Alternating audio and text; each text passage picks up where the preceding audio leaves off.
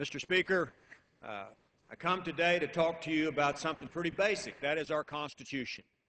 The way our Constitution was set up, and we all learned in civics, that this body, Congress, writes the laws for the people. Down the street, the Supreme Court, they interpret that law, they judge that law. And the executive branch is the branch of government that we expect through our Constitution to execute the law or enforce the law. In fact, our Constitution in Article 2 states specifically about the President and gives the President a job and a duty that no other person in this country has under our Constitution. Besides taking the oath to uphold the Constitution, Article 2, Section 3 says that the President shall take care that the laws be faithfully executed, that the laws are in the hands of the President, and he's to take care that he fulfills his obligation to execute those laws, to follow those laws. And that's the way our Constitution is set up. But that is not occurring. Because you see, we have laws in this country that this body has passed that the administration doesn't want to enforce. In fact, recently, the administration has sent down an edict through its administrative agencies and said, no longer will the President be the chief enforcer of the law. He will, in my opinion, become the chief ignorer of the law, the immigration laws. Because you see, the Immigration Service has decided, well, we're really not going to enforce the law that applies to all of those people that are here in the United States illegally. So we are going to defer action. What does that mean? Here's what it means, Mr. Speaker. It means that people who have been charged with being in the country illegally, who are waiting for their hearings, waiting to be deported, they're going to get a pass if they haven't committed some serious crime or some other condition that the Immigration Service has outlined. And if people are in this country illegally and they haven't committed a violent crime, well, they're going to get a pass too. They're not going to be deported because the law will not be enforced.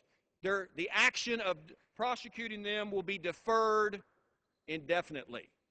Now, whether it's a good idea or not to let certain people stay in the country because of certain reasons is not the issue. The issue is Congress has not authorized this so-called prosecutorial discretion. Prosecutorial discretion. I was a prosecutor. Many members were prosecutors. Before I was a judge, I was a prosecutor. Prosecutor discretion means this. A case comes before the prosecutor's office, and you read the case, and you find out, hey, this person may not be guilty, or there's no evidence to prove they did this. So you dismiss that case because the person is innocent. And the law sets up reasons for why there's prosecutorial discretion. But not so anymore.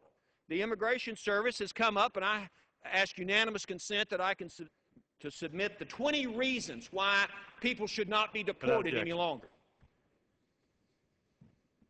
Without objection. There are 20 reasons. The Immigration Service says by no means these are exhaustive reasons why people should not be deported any longer. And what that means is the Immigration Service has given a list of reasons, well, we're not going to deport these people for these reasons. They don't have that authority. Congress writes the laws, not the administration, and just because the administration doesn't like the law gives them no authority to say we're going to ignore certain laws for this reason. And I noticed that this memo that came out from the Immigration Service came out while Congress was in recess. The chief enforcer of the law has the duty to enforce the rule of law. We write them, the President enforces them. Whether the President, the administration, the Immigration Service likes it or not, they're to enforce the rule of law. And not come out with some memo saying, well, here's some exceptions to the law. We're just not going to get around to following these exceptions and deporting people because of these numerous reasons. And in essence, the administration has altered the law by edict or by memo in this case. It is the obligation of the chief enforcer of the law to enforce the rule of law, not to give a pass to certain people that are in this country illegally because of certain reasons. Don't know the reasons the President has made this decision. People can reasons why certain folks are getting a pass.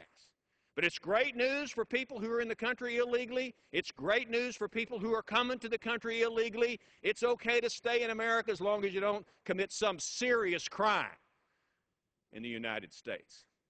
And that is an obligation of the President to enforce the law, enforce the immigration laws that we write, and not become the chief ignorer of the law. And that's just the way it is.